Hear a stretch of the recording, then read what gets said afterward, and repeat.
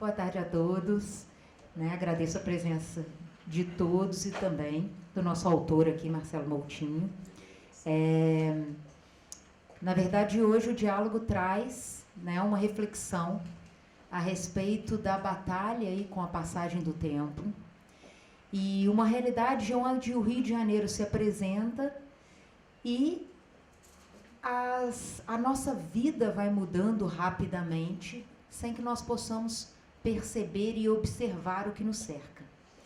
Então, a reflexão de hoje justamente envolve as pessoas que estão no nosso entorno e também as pessoas invisíveis, dentro de um contexto onde o mundo é tão corrido que às vezes nós não conseguimos observar realmente algumas coisas que importam e que seriam realmente algumas observações interessantes no nosso dia a dia e que nós poderíamos crescer com isso. Então, eu acredito que a fala de hoje irá trazer, sem dúvida nenhuma, alguns pensamentos para a nossa vida de uma forma geral. Então, muito obrigado mais uma vez. E aí, ao final, teremos os questionamentos, que o autor estará aqui para conversar conosco. Obrigada. Obrigado. Boa tarde. Quero agradecer pelo convite, agradecer a vocês pela presença no meio do dia, nesse horário de almoço. Quando eu recebi o convite, na verdade, foi muito centrado no livro Ferrugem, que é esse meu mais recente lançamento, é um livro de 2017, no ano que vem vai até sair já um novo. Esse livro venceu o Prêmio Biblioteca Nacional da Clarice Lispector, da Biblioteca Nacional, como o melhor livro de contos daquele ano, quer dizer, o melhor livro de narrativas curtas. Essa categoria é uma categoria que engloba contos e crônicas. E eu acho que seria interessante, esse tema da corrosão do tempo e essa perspectiva de dar visibilidade às pessoas invisíveis, são temas que estão muito ligados ao Ferrugem, mas a gente não chega num livro desse, é meu 5º livro adulto, eu tenho 5 livros adultos e um infantil. A gente não chega num livro desse, nos temas e na nossa própria voz autoral à toa, simplesmente. Eu costumo falar muito isso para autor muito jovem. Eu digo que eu sou um autor semi-novo agora, já passei do novo, estou no momento semi-novo, com 46 anos. Eu sempre digo que há uma pressa natural de um escritor em ver o livro dele publicado. E muitas vezes essa pressa ela é perniciosa. Muitas vezes é preciso um processo de amadurecimento até que você encontre sua voz. Eu venho de uma família, nasci em 72 em Madureira, quer dizer, no subúrbio do Rio de Janeiro, vindo de uma família de comerciantes, uma família que meu pai tinha uma loja, que foi do avô, que foi do bisavô, aquela linhagem tradicional de migrantes de Portugal se estabelecem no subúrbio do Rio de Janeiro. Madureira é um bairro formado, como boa parte dos bairros dos subúrbios do Rio, como consequência, povoado como consequência do bota abaixo do prefeito Pereira Passos, no começo do século passado, o prefeito que resolve transformar o Rio de Janeiro numa Paris tropical, e isso é feito de uma maneira muito embelezadora, mas com a contrapartida da expulsão da população pobre, sobretudo negra, que vivia no centro da cidade. Essa população é expulsa, simplesmente, sai dos cortiços, os morros são derrubados, as grandes avenidas são abertas, e essa população vai morar nos chamados subúrbios, que são os bairros que estão no entorno da linha do trem. Por que isso? Pela questão da facilidade de acesso, você conseguir chegar nos locais de trabalho com um meio de transporte viável e morar em lugares que sejam mais baratos do ponto de vista financeiro. Madureira era um bairro então rural, no momento em que minha família vai lá morar e se estabelece. E a lógica, assim, eu sou o 4º filho de 6, e meu pai teve 3 mulheres antes de mim, então eu costumo dizer que eu só nasci graças ao machismo do meu pai, porque como ele não ia entregar a loja a uma mulher, ele foi tentando até nascer um homem até que vim eu. Então todo o projeto da minha família para mim era se formar, se possível, e assumir uma loja muito jovem para dar seguimento a essa tradição familiar. A perspectiva de quem estudou ali nos anos 70, 80, no subúrbio, na periferia do Rio de Janeiro, a perspectiva era uma perspectiva de vida muito curta do ponto de vista dos horizontes, né? Eu me lembro que na minha turma de ensino médio, quando eu falei que ia fazer jornalismo, as pessoas se espantaram. Assim, eu fui o único da turma que fiz jornalismo, né? A maioria ia fazer prova para a Polícia Militar, ou ia terminar um ensino técnico e fazer um concurso, né? Ou faculdades que dependessem menos de network, né? de quem você conhece, e menos das relações familiares. Né? Isso é uma coisa que mudou muito. Né? Hoje você entra nas universidades, você vê uma miscelânea populacional muito mais rica do que acontecia na época que eu fiz vestibular. Então, se eu pensasse assim, naquele momento, nossa, eu vou ser escritor, seria alguma coisa da mesma ordem de um filho nosso hoje chegar e falar: papai, mamãe, eu acho que você é astronauta. É uma coisa completamente distante da sua realidade cotidiana. Minha família era uma família não letrada, não havia livros na minha casa, e efetivamente o meu destino estava traçado de certa forma. Né?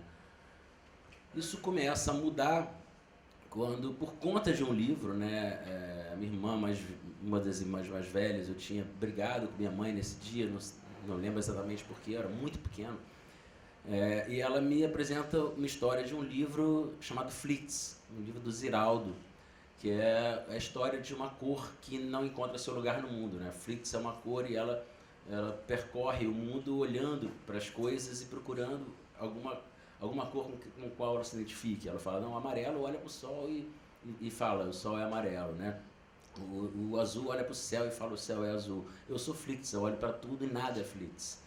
Né? E naquele momento me caiu essa ficha de que eu era uma espécie de Flits. Né? Eu estava numa família que tinha traçado uma trajetória para mim, que não era uma trajetória que me tocava afetivamente, mas como esse horizonte era muito curto, eu não sabia exatamente o que fazer. Esse livro me fez me interessar por começar a ler, né, histórias em quadrinhos, depois de livros, depois uma revista que fez muito sucesso, assim, uma revista que eu acho que ainda está para ser contada essa história, que é a revista do livro, do Círculo do Livro. Foi uma revista que existiu até os anos 80 e que era uma espécie de clube. Você assinava essa revista, você tinha que comprar um livro por mês e essa revista levava para sua casa.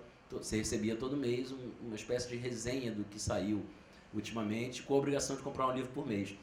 Essa revista teve uma importância fundamental para quem estava fora das áreas de elite das capitais brasileiras e, sobretudo, para o interior do Brasil. Né? Eu conversando com um amigo meu, Marcelino Freire, que é um jornalista de São Paulo, ele é de Sertânia, né? do sertão de Pernambuco, e ele fala: a única coisa próxima de literatura que chegava lá era o Círculo do Livro, porque chegava pelo correio, então chegava em tudo quanto é lugar. Né? E através dali eu comecei a conhecer outros autores de uma forma muito diletante, quer dizer, comprava muitas vezes pela capa, pela resenha, não tinha uma referência de quem era cada autor daqueles que eu ia ler. E, enfim, no colégio, como eu não queria ser o dono da loja que era do meu pai, e para isso eu tinha que conquistar alguma independência financeira, eu falei: o que é mais próximo possível de ser escritor e que me dê alguma renda. Né? Eu fui fazer jornalismo, então é quando eu saio do subúrbio e vou estudar na Zona Sul. A primeira impressão nesse movimento foi uma impressão de muita angústia, porque eu chegava na universidade e meus colegas em geral eram filhos ou de engenheiros, ou de arquitetos, ou de advogados, ou de sociólogos, ou de historiadores, e eu tinha uma carência muito grande daquela cultura que eles traziam do berço. Quer dizer, na casa de todos esses colegas, a conversa sobre literatura, sobre política, sobre história, era uma coisa muito comum, coisa que na minha não era. Então eu achava que eu estava em déficit, né? Um déficit, com 17 anos, um déficit que eu não poderia nunca recuperar, esse déficit. Né? Eu falava: nossa, toda vez que eu for escrever alguma coisa, eu não vou ter o arcabouço cultural que os meus colegas têm. Durante muito tempo isso foi como se fosse uma nuvem em cima de mim. E quando eu comecei a escrever ficção, de uma forma muito prosaica, fui assistir uma peça no Shopping da Gávea, e era uma peça que se passava, uma peça do Flávio Marinho, chamada Noite Feliz. Ela se passava na noite de Natal. E eles, uma brincadeira, pediram aos espectadores que escrevessem uma história que se passasse na noite de Natal e fizeram uma espécie de um concurso, né? Eu acabei escrevendo um conto e fui terceiro lugar nesse concurso. E aí me deu vontade de começar a de fato fazer uma vida paralela, né? Além do jornalismo, eu já estava trabalhando como jornalista. Enfim, esse processo andou, eu juntei alguns contos, levei para uma editora, a editora Sete Letras, que é uma editora muito voltada para poesia, mas que publicou muita gente, muitos dos autores que hoje estão aí mais ou menos estabelecidos na cena literária brasileira, começaram nas Sete Letras, né, e depois foram para as editoras maiores, e saíram 2 livros pelas Sete Letras, e quando eu olho para esses livros, a minha impressão é que eu estava querendo o tempo todo ser uma pessoa que eu não sou, ser um autor que eu não sou. Não havia nenhuma referência às marcas de origem de onde eu vim, não havia referência ao tipo de pessoa com quem eu convivi na minha infância e adolescência, não havia referência demarcada aos espaços da cidade, ou seja, se eu citava uma rua, eu criava uma rua completamente ficcional e tinha preocupação de não deixar essa rua identificável para o leitor que percorre a cidade do Rio de Janeiro. E, enfim, o processo vai andando, os livros não aconteceram e meu pai morre. Meu pai morreu de câncer e isso, como inventariante do processo, eu fui obrigado a voltar a Madureira depois de muito tempo e reencontrar, né, o bairro da infância com todas a mudança que isso impacta na nossa vida. Não sei se vocês já tiveram a experiência de voltar a um lugar da infância que vocês não vão há muito tempo. Assim, a ideia de tamanho é diferente, a ideia de dimensão é diferente, as mudanças que o lugar sofreu nesse tempo, elas colidem muito fortemente com o bairro que você cravou na memória, né? O poeta Wallis Salomão falava que a memória é uma ilha de edição, e de certa forma ela é mesmo. Você edita aquilo da sua forma e ficcionaliza algumas coisas também com relação à sua lembrança, então aquele impacto ele é um impacto muito forte, né? Isso fez com que também eu acabasse me aproximando da escola de samba do meu pai, que é o Império Serrano, que é uma outra vida que eu tenho. Eu sou diretor de ala lá do Império Serrano. E foi uma espécie de epifania, assim. Eu olhei aquilo e falei, eu estou aqui como escritor, né? Moro na Urca, estudei em Botafogo, trabalho no centro da cidade, praticamente uma vida restrita à zona sul do Rio e ao centro. Sobre o que eu estou escrevendo mesmo, sobre o que todo mundo está escrevendo, sobre o que 99% dos escritores da minha idade estão escrevendo, histórias que, em geral, vividas, protagonizadas ou por escritores mesmo, ou por intelectuais, ou por acadêmicos, ou por advogados, ou por jornalistas, circunscritas a uma área que começa no Barra da Tijuca e termina no centro da cidade, histórias que se passam no ambiente da classe média alta, quando o que eu tenho para oferecer de diferente, né, o saber que eu posso trazer e dar um molho original para o que eu estou escrevendo é justamente outro, né? E foi quando cai essa ficha de que aquele saber que eu admirava tanto nos meus colegas e dos quais eu tinha uma espécie de inveja mesmo, eu tinha um saber que eles não tinham, né? O saber de quem viveu no subúrbio, o saber de quem viveu no bairro com 3 escolas de samba, o saber de quem viveu no bairro com um clube de futebol, o saber de quem viveu no bairro que tem o jongo da serrinha, uma das manifestações culturais ancestrais ao samba, ligada à afrodescendência, um saber brasileiro com corte afrodescendente muito claro e que, em geral, não está presente na literatura contemporânea, não estava nada presente naquele momento. E foi quando eu decidi que eu ia enveredar por esse lugar. Isso começa mais ou menos no Somos Todos Iguais Nessa Noite, que é um livro de 2006. Na Palavra Ausente, que é o livro mais impactado pela morte do meu pai, que é esse livro aqui. É um livro que sai pela Rocco, é um livro sobre a perda, todo ele, né? A palavra ausente esse título já brinca com a ideia do vocábulo ausente e a palavra que falta também, né? Porque falar da morte muitas vezes é um não falar, né? Toda vez que Você fala, você não consegue dar conta. É um livro muito sobre as diferentes perdas que a gente tem na vida, e perda não só a perda da morte, mas a perda do amor, a perda do afeto, a perda do desejo.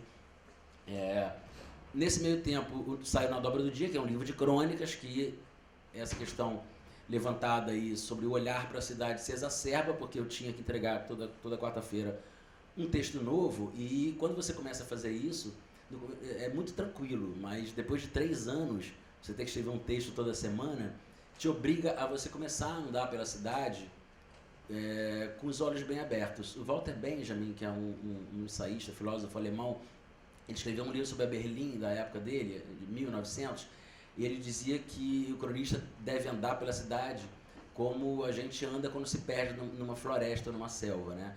Por que isso? Porque se a gente entra numa mata desconhecida e se perde ali, a gente não tem ali nenhuma referência de caminho, de saída, de alimentação, a gente tem que aguçar os sentidos muito, muito, muito, para poder observar o movimento de um animal, o barulho de um animal que se aproxima, observar qual é o caminho que você traçou para poder você voltar pelo mesmo, observar o que é comestível e o que não é comestível. E a gente, quando anda na cidade, sobretudo, a gente tende a repetir caminhos, né? O caminho de casa para o trabalho, de trabalho para casa, dos seus lazeres mais habituais. A gente tende, como disse o Caetano Veloso na Canção Estrangeira, a ficar um pouco cego de tanto ver. Você, de tanto passar ali, você não observa mais, né? E para quem escreve crônica sobre a cidade, esse olhar exacerbado de você observar aquilo que não está sendo visto, mas que está acontecendo à sua volta, é fundamental, né? Então a gente vai chegar ao Ferrugem, né? Que é um livro que nasce de um verso do João Cabral de Melo Neto. João Cabral de Melo Neto escrevia um poema sobre o Natal. Olha que coisa curiosa, né? No meu primeiro livro, a gênese do primeiro livro é um conto sobre Natal numa peça de teatro, né? E o meu livro premiado é um livro que nasce de um poema sobre Natal. E os 2 últimos versos desse poema, do João Cabral, ele diz, e que possa, enfim, o ferro comer a ferrugem. E eu fiquei intrigadíssimo quando eu li, porque o processo natural de corrosão é a ferrugem comer o ferro, né? Ferro enferruja, né? Não é a ferrugem que volta atrás ao ferro. O ferro geralmente perde essa batalha, né? Isso me deu a ideia que eu estava procurando de título, porque me parecia que as histórias reunidas que eu escrevi naquele período diziam justamente desse embate, né? Um embate entre o vício e a perda de vício com o passar do tempo, o desejo e a perda de desejo, o nosso entusiasmo e a perda de entusiasmo, né? O que o tempo faz com as nossas relações e com a nossa vida, né? A gente às vezes começa um trabalho super animado e em 2 anos está querendo se mudar de lá o mais rápido possível. A gente começa uma relação amorosa absolutamente apaixonada e 2 anos depois, quando a pessoa viaja, você quase dá uma festa em casa. Quer dizer, essa corrosão, né, que tende a acontecer com as nossas relações e com a nossa vida, o João Cabral propõe uma inversão. Ele fala, e que possa, enfim, o ferro comer a ferrugem, e não a ferrugem comer o ferro. Então, todos os contos, são 13 contos, 13 histórias, estão centradas nesse fio, né? Tem sempre um embate, né? Quem vence nessa história? O ferro ou a ferrugem, né? E em alguns casos uma coisa e em alguns casos outra. Por que acontece a história toda de Madureira e da volta desse modo de olhar a cidade? Porque justamente quem está em destaque no Ferrugem, quem aparece como personagem, protagonista principal das histórias, são aquelas pessoas às quais a gente, em geral, dispensa um olhar de invisibilidade. Por exemplo, o conto 362 é um conto sobre um ônibus que circula pela Avenida Brasil, centro da cidade. Quem narra a história e a personagem principal é a trocadora do ônibus, né?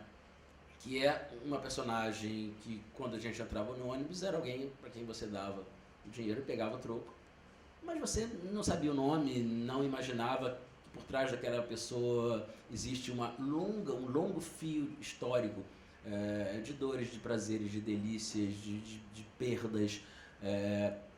Em geral, e essa é minha crítica que fez eu enveredar por esse lado, em geral, como nós temos uma parcela majoritária de escritores brasileiros vindos de uma mesma origem, vindo de um mesmo grupo social, a gente tem um vício de só falar sobre essa origem, sobre esse umbigo, sobre esse grupo social. Então eu falei, nesse livro eu quero que aquelas pessoas que em geral aparecem nas histórias ficcionais como elementos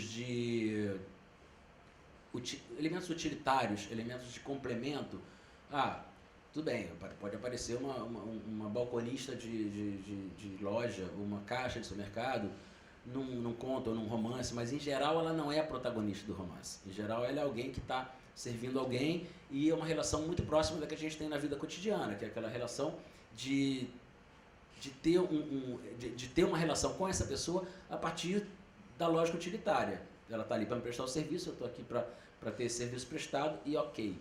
Né? Então, os personagens do Ferrugem, essa trocadora, nós temos um cover do Roberto Carlos, que é um conto divertidíssimo, que me divertiu muito fazer, porque eu queria esse personagem há muito tempo. Existe um cover do Roberto Carlos muito clássico, que circula pelo Rio de Janeiro. Ele faz, inclusive, um arremedo daquele cruzeiro que o Roberto Carlos faz. O Carlos Devaney faz um arremedo e ele anda num barco pela Baía de Guanabara, com salgadinho, cerveja. Enfim, eu acho esse personagem interessantíssimo e eu queria me inspirar nele para fazer um personagem, né? Então eu crio o Rei, né? O Rei com maiúscula, que, vou dizer porque ele é um personagem ficcional, mas ele agora existe ficcionalmente, que é um cara que queria ser cantor, queria ser o Roberto Carlos. Ele participa do programa Grande Chance, do Flávio Cavalcante, e aí era uma lembrança que meu pai gostava de ver esse programa, e eu fui pesquisar e ver os programas da época, e ele chega ao vice-campeonato, que eu queria essa pecha de uma quase vitória, que ficasse como uma sombra na trajetória dele, e no fim da carreira ele está num inferninho, se apresentando como cover do Roberto Carlos entre shows de travestis, assim. Mas é um personagem que eu adorei fazer, porque essa pesquisa do Flávio Cavalcante, a pesquisa de você ver os programas da época, como é que era, e eu boto inclusive esse personagem andando com esse diploma de vice-campeão na carteira o tempo todo, um diploma já meio carcomido, e é justamente o tipo de personagem que dificilmente seria protagonista de um conto, né? E a lógica aí e aí é inspirado numa outra questão, que foi quando o Elimar Santos alugou o Canecão. Ele resolveu alugar um dia, né, nessa história, o tal Inferninho, para fazer um show só de Roberto Carlos, e aí com venda de ingresso e tudo mais. Então é uma brincadeira com personagens que estão por aí. Quer dizer, uma vez uma pessoa me perguntou, depois de uma fala sobre o livro, depois de ter lido o livro, mas essas pessoas existem? Eu falei, bom, agora existem, mas elas não existem de fato. Mas é uma pergunta muito, muito legal para um escritor, porque isso quer dizer que você conseguiu dar verossimilhança, né? Você conseguiu fazer com que os diálogos sejam plausíveis, que esses personagens sejam plausíveis, e que, mais que isso, né, que esses personagens estejam no livro com suas histórias de vida, né? Com as suas histórias de vida, porque a partir do momento em que a gente começa a perceber, é claro que a gente sabe que todo mundo tem histórias de vida por trás daquela figura social que está na nossa frente, né? Mas eu acho que a gente vem perdendo a capacidade de enxergar essas histórias de vida, né? A gente cada vez, isso é uma coisa que as redes sociais talvez tenham amplificado com a sua lógica de agrupamento por gostos parecidos, né? A gente hoje entra no Facebook, no Instagram e fala, nossa, todos os meus amigos acham isso, as pessoas acham isso.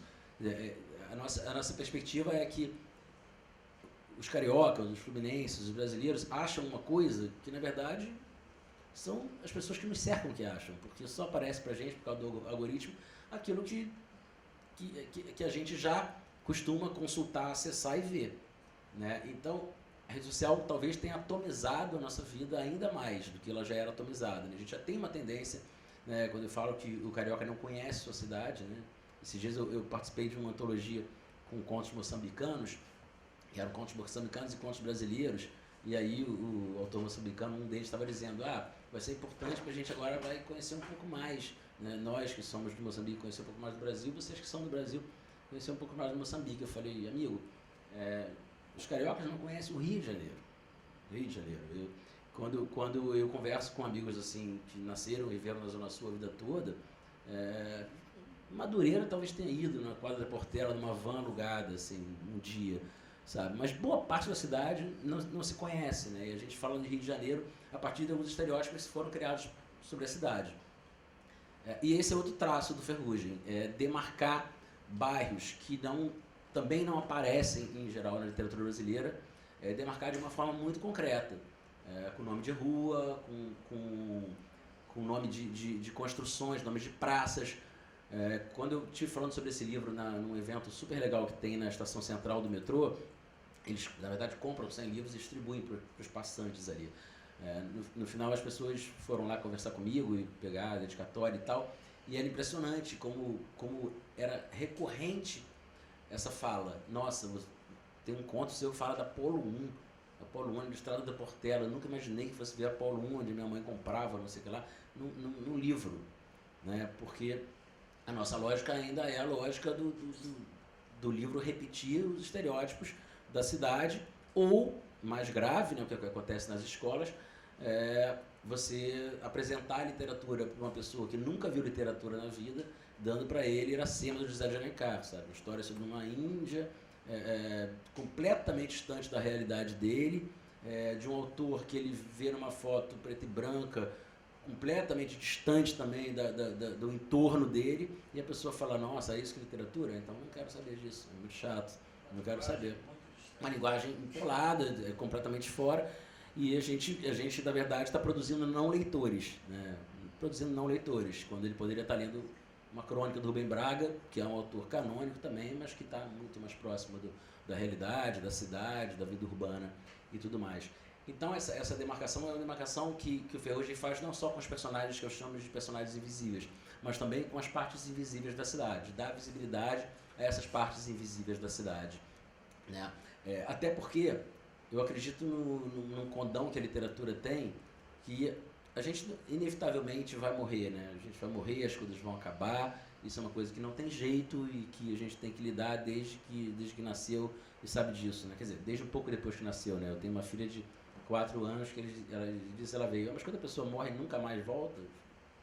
Não, nunca mais volta. E aí eu terminei um livro infantil agora que eu boto, tem uma morte no livro, né? A editora veio falar, vai ter uma morte no livro. Eu falei, vai, porque minha filha de 4 anos está perguntando sobre isso para mim, né? A gente não pode achar que a criança não vai lidar com uma coisa que é da vida. Mas falo isso da morte pelo seguinte, o Baudelaire tinha uma frase também sobre a Paris, onde ele viveu, ele dizia que uma cidade envelhece muito mais rápido que um coração mortal. O que ele queria falar com isso? Que as nossas construções espaciais, os lugares de pertencimento que a gente tem, uma praça que a gente frequentava, um restaurante que a gente adorava ir, uma casa que a gente tinha como referência em algum lugar, uma padaria, a casa da nossa avó, é muito mais provável que esses lugares virem outras coisas antes que a gente morra, né? E a gente perde, de certa forma, as nossas referências afetivas espaciais dentro da cidade, né? Então, a literatura talvez seja uma forma de dar uma sacaneada mesmo nessa possibilidade. Quer dizer, quando você bota ali Apolo 1, quando você bota ali a Rua Carvalho de Souza, quando você bota ali o Viaduto X, o Armazém Y, você está dando não só para quem conheceu aquele lugar, mas para as gerações que vão vir depois, uma certa imortalidade daquele espaço, né? E a gente tem hoje como referência, a gente fala do Rio de Janeiro, dos nossos marcos, a gente tem o Pão de Açúcar, a gente tem a Praia de Copacabana, a gente tem tudo isso, mas afetivamente na vida de cada um, em geral, não são essas grandes obras, esses grandes cartões postais, que são os cartões postais do nosso afeto, né? Os nossos afetos são muito particulares nesse sentido. Assim como, brinco com o Antônio Prata, que é um cronista da Folha, um amigo, ele uma vez pegou um táxi em São Paulo e o motorista vinha falando com ele, porque a mulher, a esposa do motorista tinha acabado de falecer, E ele foi ver as fotos para lembrar e tudo mais, e ele falava, nossa, eu tenho fotos andando com ela de jet ski, uma viagem para não sei aonde, eu tenho foto em Lisboa, mas eu não tenho foto dela sentada vendo novela no sofá do meu lado, que era a lembrança mais potente que ele tinha da mulher, e ele não tinha essa foto. Por quê? Porque a gente, em geral, a gente registra o que é exceção. A gente não registra o que é o cotidiano, a rotina. E a rotina esconde a maioria das coisas das quais a gente sente falta quando a gente perde. Eu estou bastante convicto disso. O fato de querer olhar para o mundo literariamente, né, como ficcionista, buscando justamente aquilo que não se busca, né, buscando o que tem na rotina que extrapola a rotina, o que tem de extraordinário no ordinário, o que tem de não banal no que parece banal, né? É um trabalho muito mais difícil do que você fazer uma epopeia, contar uma história de violência, né? Contar uma história de miséria absoluta. Não, eu quero contar a história do cara que trabalha na padaria da esquina de casa, né? E sobretudo, não legando a essas áreas que são áreas que eu chamo de classe média baixa, né? Não legando a essas áreas os olhares em que, geral, são recorrentes quando se trata delas. São esses dois, ou da violência ou da falta de recursos, né? Como se não houvesse nesses lugares, assim como se as pessoas que eu chamo de pessoas invisíveis, como se esses lugares também não tivessem histórias potentes de vida, histórias de profunda alegria.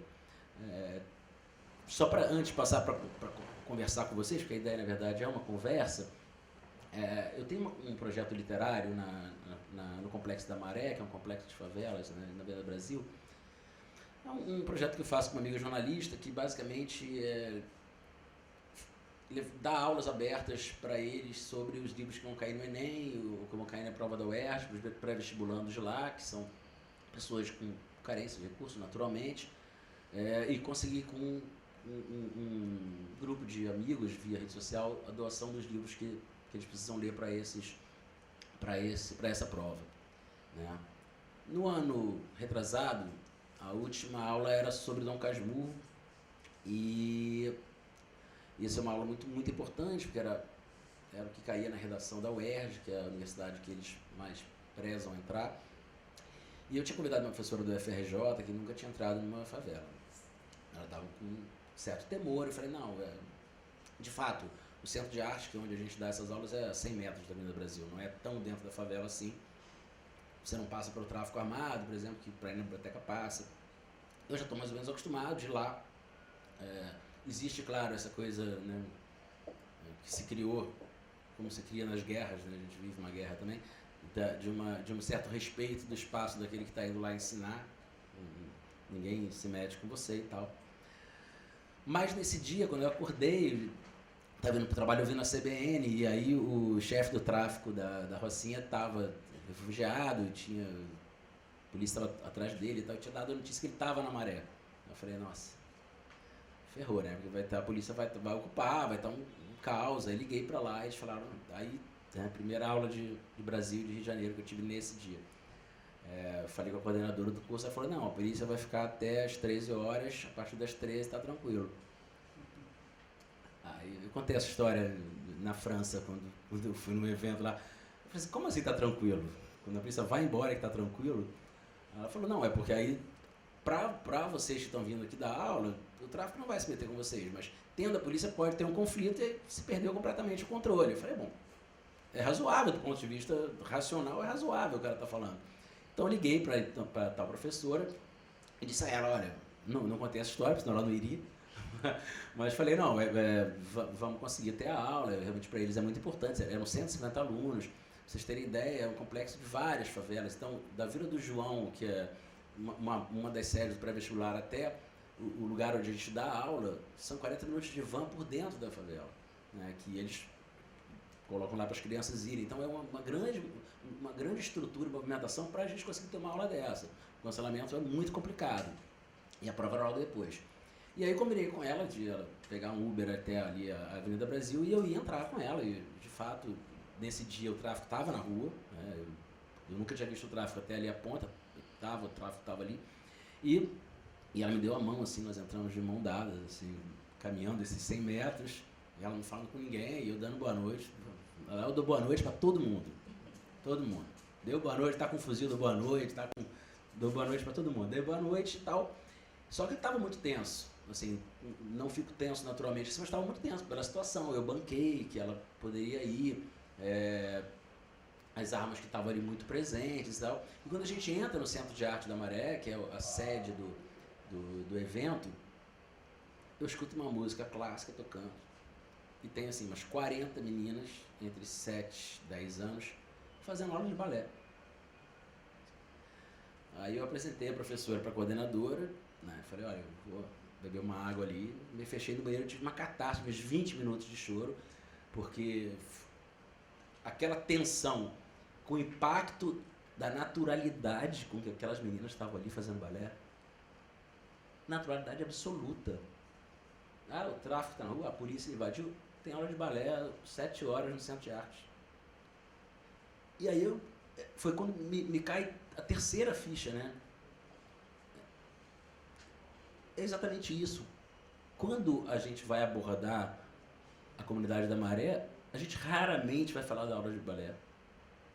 Se o jornalista vai lá nesse dia, ele vai falar o tráfico estava na rua, o clima estava pesado.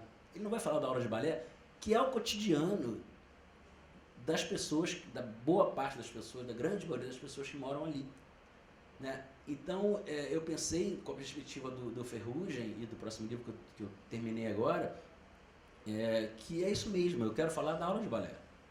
Enquanto todo mundo está falando do tráfico, eu quero falar da aula de balé. Porque se essas meninas acordarem de manhã e falarem assim, hoje o tráfico está na rua, então eu não vou poder fazer minha aula de balé. Elas não vão fazer nenhuma aula na vida.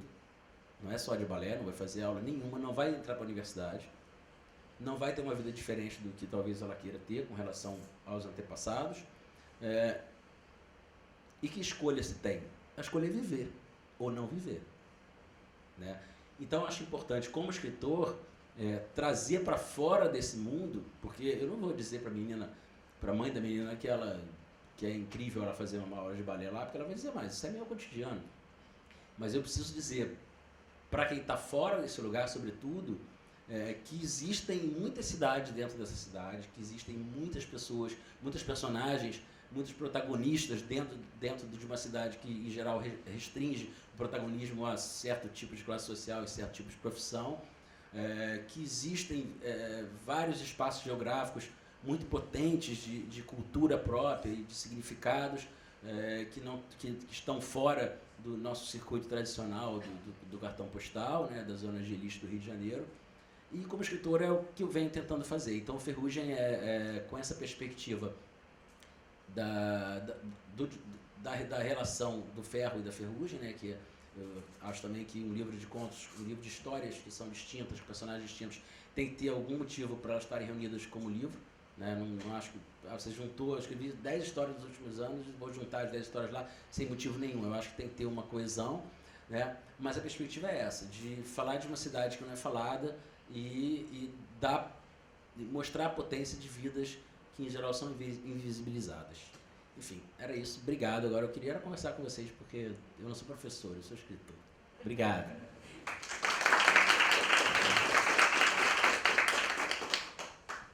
Pode falar, fala seu nome. Meu nome é Raquel. Eu li um livro chamado Raul das Ferrugens Azul, da Ana Maria Machado, que é um livro, a sinopse é que o menino ele interioriza muito os medos dele, as dores dele, e vai nascer ferrugens azuis no rosto. E ele vai na busca de descobrir o porquê disso, ele vai em médico, então, até que ele vai descobrir, tem outros personagens que vão surgindo, a ferrugem amarela, que no final é porque ele estava guardando tudo que ele estava vivendo e aquilo estava nascendo no corpo dele por causa disso. O seu livro Ferrugem, você chegou a ler esse livro quando na infância? Você tem alguma, você acha que tem alguma referência a respeito sobre isso? Não, na verdade achei a história super interessante. Ana Maria Machado é um ótimo, grande escritora infantil. Não cheguei a ler esse livro. Muito bom, porque ele interioriza tudo, né? Ele tem 7, 8 anos e começa a nascer, todo mundo fica espantado. São azuis, aí depois ele vai descobrir a ferrugem amarela. E ele descobre porque ele estava guardando tudo e aquilo estava nascendo por causa que aí começa a botar para fora. Aí começa a sumir, né? Ele aprende a botar para fora e os medos e mostrar o que ele quer, o que ele pensa, né? Porque ele estava guardando tudo para ele. Sim. Curiosamente, assim, meu novo livro vai chamar A Rua de Dentro. E tem um plot um pouco parecido, né? Porque esse Rua de Dentro é uma brincadeira com, primeiro, a lógica da Rua de Dentro, né? Você fala, você vai pela principal, não vai pela Rua de Dentro. Quer dizer, que é um pouco a evocação dessa lógica de vamos olhar o que não é o principal, né? Vamos olhar o beco, vamos olhar a viela. E, num segundo sentido, é a Rua de Dentro, que é um pouco isso de que a Ana Maria está falando, né? É a rua que a gente traz dentro da gente, né? Porque a cidade, a gente se impregna de cidade, de certa forma. O Drummond tem até um poema, não vou lembrar o título agora, mas que ele diz, eu envelheci com o monumento tal, eu morri com o bar tal. E é como a gente sofre o impacto das mudanças da cidade internamente. Nesse caso dele é um impacto de outras ordens, né? No impacto dos acontecimentos da cidade. Né? Mas é um movimento um pouco parecido, né? Essa ideia de que você internaliza coisas exteriores também, né? Tem uma questão muito forte nesse livro, por exemplo, que são personagens mais marginalizados até do que o Ferrugem. O primeiro conto é uma transexual, falando do primeiro dia que ele, menino, se vestiu de mulher, da frente da família, né? E isso redunda numa violência que é uma violência física, mas que é a rua de fora, né? Mas que redunda numa violência interna muito maior que vai acompanhar essa pessoa durante a vida toda, que é a rua de dentro, né? Que é o reflexo daquilo que aconteceu fora dentro de você, que de certa forma é a ferrugem de que a Ana Maria fala dentro também, né? Então, por um acaso, o meu próximo livro está um pouco nesse caminho, mas eu não conhecia, fiquei até curioso. Obrigado pela pergunta. Meu nome é Luiz. Uma curiosidade, nos contos desse livro, os narradores são sempre em primeira pessoa, e caso seja, ou caso tenha alguns, como é que você fala dessa experiência assim, de você criar um personagem que ele mesmo vai contar a história, você se colocando muito no lugar do personagem? Não, varia, primeira pessoa e terceira pessoa. O conto, muitos são em primeira. Eu gosto dessa experiência eu acho que a experiência da literatura é uma experiência de alteridade, né? A gente fala, tem hoje esse conceito de lugar de fala, que é um conceito muito importante para as áreas que não a ficção. Na área de ficção, eu acho que ele não cabe, né? Se a gente for exigir lugar de fala para escrever um livro de ficção, só um extraterreno poderia escrever na pele de um extraterreno, por exemplo, né? Acabaria a ficção científica, né? Mas é óbvio que demanda pesquisa, né? O conto da trans, por exemplo, eu queria que soasse muito verossímil, né? Então, para escrever um conto de 20 laudas, eu li 2 teses de antropologia, que são teses de antropologia sobre as travestis da Lapa, de um cara que estudou isso em antropologia urbana, e eu entrevistei 3 transexuais para saber de gíria, né? Para saber de histórias pessoais, que eu pudesse dali tirar alguma coisa para ficcionalizar, porque é isso, a questão é você passar a verossimilhança. Às vezes eu sou jurado de alguns concursos literários, às vezes você pega assim, um livro e o personagem vira para o outro e fala assim, traga-me um copo d'água. Ninguém fala traga-me um copo d'água. Você fala, me traz um copo d'água. Então, assim, já de cara você vê que a pessoa está querendo tornar literário o diálogo. E aí piora o próprio texto ficcional, porque o diálogo tem que ser como você fala, né? Tem que ser natural, senão ele dói na hora de você ler, né? Então, muitas vezes pressupõe uma certa pesquisa. O conto do rei pesquisa por conta do entorno, né? Mas é um conto em terceira pessoa. Os contos em primeira pessoa, às vezes tem pesquisa e às vezes tem essa capacidade de alteridade mesmo, né? Você vai narrar um conto, tem um conto no Ferrugem, que é um conto das praias desertas, que é inspirado numa música do Tom Jobim, que a Elisete Cardoso gravou, e ele sai de 2 versos dessa música, que assim, as praias desertas continuam esperando por nós dois. É isso. Então eu crio uma mulher que vai para uma praia encontrar um cara que ela combinou quando era jovem se encontrar dali há 30 anos. Gente, qualquer coisa que aconteça na nossa vida, a gente esteja junto ou não, no dia tal, do ano tal, nós vamos nos encontrar na praia aqui e ver o que a gente fez na nossa vida e ver o que a gente vai fazer. E esse conto é a primeira pessoa, né? Então é ela falando do que aconteceu na vida dela, do que ela espera, do que tem acontecido na vida dele, a expectativa de que eles vão ficar juntos, né? A expectativa amorosa é quase sempre ficcional, a beça, né? Então essa expectativa de vai rolar, apesar de você falar assim, se uma amiga sua falar, olha, eu combinei, vou encontrar um cara hoje, que há 30 anos a gente combinou de se encontrar, eu acho que a gente vai ficar junto. Você vai falar o quê? Amiga, difícil, né? Difícil. Mas a questão do conto era criar essa expectativa. Atenção também, o leitor, como é que vai acabar isso? Como é que vai acabar? E muitas vezes o como é que vai acabar, e eu gosto de fazer isso, é surpreender, entendeu? Que nem um amigo meu diz sobre meus livros, assim, é de puxar o seu tapete, te levar para um lugar e quando você está achando que vai acontecer uma coisa, ou não acontecer nada, ou acontecer outra completamente diferente.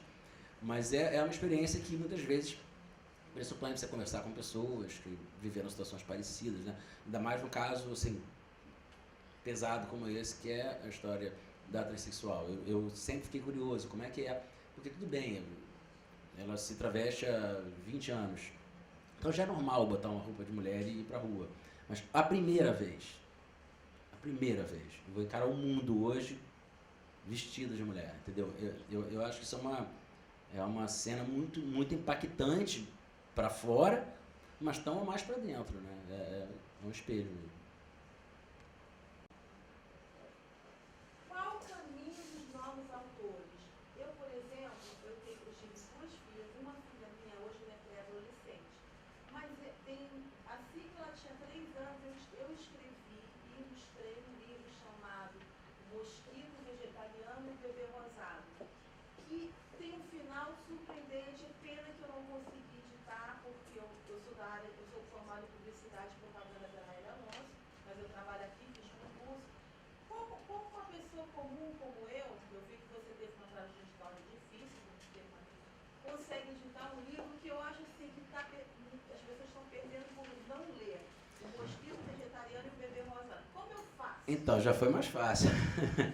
O problema é que, não sei se vocês estão acompanhando, a gente está vivendo uma crise completamente sem precedentes do mercado editorial, por conta da falência da Saraiva e da Cultura e da FINAC.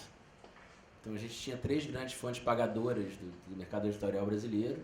Não é nem o meu tipo de livro que eles vendem lá, mas eu sou da editora Record, eles vendem livros que acabam sustentando livros menos comerciais como o meu. O que aconteceu basicamente foi, o mercado funciona majoritariamente da seguinte forma: as editoras colocam os livros em consignação e depois essas grandes redes, assim como as outras livrarias, fazem um acerto. Olha, botou 100 livros de tal autor aqui, vendeu 80, a gente devolve 20 e te remunera nesses 80 ou fica com os 20 até vender. O que aconteceu foi que essas grandes redes, usando da sua capilaridade, da sua potência financeira, começaram a pedir adiamentos nesse acerto e, afinal de contas, deram calote, né? Então, há um processo de recuperação judicial agora, muito complexo, porque eles pedem 18 anos de carência sem pagar nada, e para depois começar a pagar em debêntures. Então, isso fez com que, basicamente, o mercado esteja fechado. O meu infantil mesmo não tem previsão de saída, o adulto vai sair ano que vem, mas porque esse foi premiado, então a editora está, digamos assim, estou com uma certa moral na editora, mas o mercado está no pior momento desde que eu comecei a publicar. Nenhuma editora assina, porque, você tem ideia, a dívida da Saraiva com a Record, que é a minha editora, é 16 milhões de reais. E esses 16 milhões de reais, 1 milhão e 600, pelo menos, a editora teve que remunerar os autores, porque você tem que continuar pagando direito autoral. independentemente de ter recebido ou não. Então é 10% do valor de capa. Então você vê o momento, não se está assinando com ninguém. Então, o conselho que eu te daria, espera um pouquinho, deixa o mar serenar, e aí você volta. Livro infantil o meu livro mais vendido é um livro infantil. O livro infantil é um mercado muito forte no Brasil, porque há compras, né, de governos, não só estaduais como municipais, como o governo federal, para distribuição em colégios e tal. Então é um mercado que de fato tem muita viabilidade, mas não nesse momento, infelizmente. Marcelo, eu te acompanho mais ou menos de perto lá no Facebook, já li o Na Dobra do Dia, não li o Ferrugem ainda. E você estava falando do seu processo criativo aí, desse conto sobre as trans, sobre o caso do Carlos Evanei e tal. E eu acabei de ler. Carlos Evanei. Acabei de ler Pode te processar. Inspirado, foi inspirado, e acabei de ler um livro de estreia até do Gustavo Pacheco, Alguns Humanos, e os contos do Gustavo são quase todos baseados em fatos reais e históricos, que ele transforma em literatura. A minha pergunta é, aliás, eu queria fazer duas perguntas. Se você tem mais prazer em escrever sobre algo que de fato aconteceu, ou se quando você cria é a mesma sensação, e se você tem alguma disciplina no seu processo criativo, horários, locais, enfim, isso. Tá. No primeiro caso, não. Assim, na verdade, eu gosto de ter escrito, eu não gosto de escrever. Assim. Eu gosto quando eu acabei um conto, a estrutura, né? Vamos dizer assim, a ossatura da história está pronta e chega aquele momento de você, agora eu vou passar o verniz, entendeu? Agora eu vou cortar uma frase, vou adicionar, isso aqui não está bom. Eu gosto desse processo. O processo de escrever mesmo não é um processo que seja para mim prazeroso. É natural e raro, essa situação é rara, quando você tem uma ideia que vem pronta. Em geral, eu começo meu conto sem saber como vai terminar. 90 e tantos % dos casos, né? Agora, por exemplo, um dos contos do livro novo também, A Fada do Dente, que é um conto sobre um menino que vai arrancar um dente, tem um trauma com relação a isso e tal. Esse conto eu sabia como ia terminar, sabia como ia começar, então acaba sendo mais fácil, né? O conto da trans não. Aí você é meio que o personagem vai se construindo à medida que a história, que você vai desenrolando a história, né? Vai te levando para um outro lugar, né? Então tem casos em que a história ficcional parte de algo que aconteceu e mesmo assim é difícil de sair. Vou te dar outro exemplo. Tem no livro novo um conto chamado Endless Love, que é por causa da música do Lionel Richie e tal.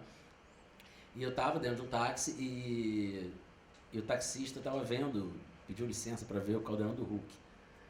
E era aquele quadro Lata Velha. Né? E aí o casal ia cantar essa música, Endless Love, né? E o taxista ficou claramente emocionado, assim, quando tocou. Eu falei, bom, pegou em alguma veia afetiva dele aí. E eu falei, pô, eu vou botar isso em algum conto, cara. Vou dar um jeito de botar isso, porque essa cena foi incrível e tal. Mas até surgir a história, para eu encaixar isso, foi muito difícil. Ou seja, foi uma coisa que aconteceu. Né? Então, varia muito. Com relação a ter uma regularidade, também não.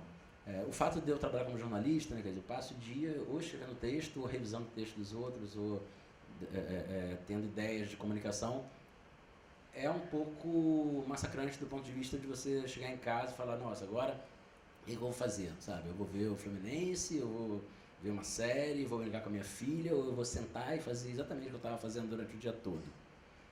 Então, é uma disputa sempre muito complicada. Em geral, eu começo um livro com 1 ou 2 contos por encomenda, assim, alguém me encomendou um conto tal, eu fiz, e eles começam a me mostrar um caminho para onde esse livro está indo, né?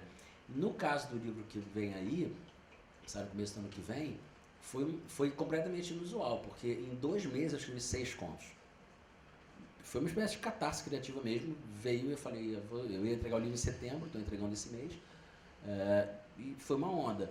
Mas não tem, assim, a única coisa que eu gosto é de estar sozinho, né? Me fechar, Às vezes eu chego mais cedo no trabalho, me fecho na minha sala e fico lá, eu e meu café, ou às vezes em casa. E o que tem mesmo, que acontece em todo o livro, quando chega esse momento, que é o momento dos contos estão reunidos, eu já mostrei para 3 amigos escritores que são meus leitores de confiança, que ele vai falar, não, isso tá bom, isso não tá, porque essa cegueira que eu falei da cidade também se dá com relação ao seu próprio texto, né? Às vezes você já leu 15 vezes aquele texto, você perde a capacidade de pegar minúcias de repetição de palavra e tudo, né? E aí eu vou, geralmente, para um hotel, assim. Da outra vez, minha filha estava com 1 ano e não dava para eu falar para minha ex-mulher. Falar, não, eu vou para Itaipava agora, eu vou ficar 4 dias lá, você segura aí. Não dava para falar isso, né? Então eu tive que negociar, mas fui para um hotel aqui em Santa Teresa, eu saí de casa, para poder ficar em imersão com aquele texto, entendeu? O tempo todo, lendo, relendo, mexendo, para poder entregar para a editora. É a única coisa que eu tenho, assim, de rito mesmo. De resto, é bastante variado.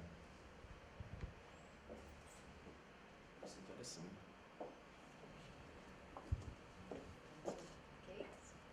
Bem, como o nosso tempo já está super esgotado, antes de passar a palavra para a Karen, para ela fazer o encerramento, eu queria fazer um sorteio. Marcelo, não vai embora ainda. Não. Gentilmente, o Marcelo Moutinho trouxe o Ferrugem e, assim, para ser bem democrático, eu vou dizer que nós temos 26 assinaturas. Então, como não conhece ninguém, então a minha sugestão, se todos concordarem, é que o Marcelo escolha um número, do número 1 ao dia até 26. E o número sorteado, se estiver presente, né? Né? Então, o número que o Marcelo escolher vai ser o feliz ganhador do Ferrugem e vai poder usufruir dessa leitura. Por favor, Marcelo. Posso falar? Por favor. 22. Karen, por favor. Não, eu já estou triste porque você não sou eu. 22. Bom, Vera. Eu não estou conseguindo entender o sobrenome. Vera Rangel. Não está presente. Então, escolha outro número, por favor. 13. 13. Patrícia Moraes. Isso, ó. Por favor, Marcelo. O Patrícia, autor. por favor, venha aqui, por favor, para o próprio autor te entregar, por favor. Marcelo. Por favor.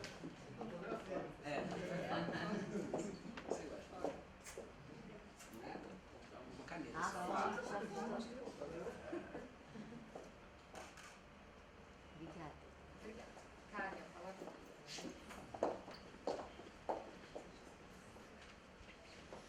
Bom, interessante que ontem eu li uma frase que, de certa forma, se encaixa perfeitamente em tudo que eu ouvi aqui hoje. E ela diz o seguinte: não espere ter tudo para aproveitar a vida. Você já tem a vida para aproveitar tudo. Então, que nós possamos ter o olhar para o que realmente importa, né? E que realmente tem um significado e um valor, como o balé das meninas que você disse. Então, muito obrigada por compartilhar conosco, né, tantas experiências, uma parte também de criatividade, uma parte de vivência, mas realmente nos remeteu a esse olhar para todo o contexto que nós estamos envolvidos e que é tão importante e rico para nós. Muito obrigada mais uma vez.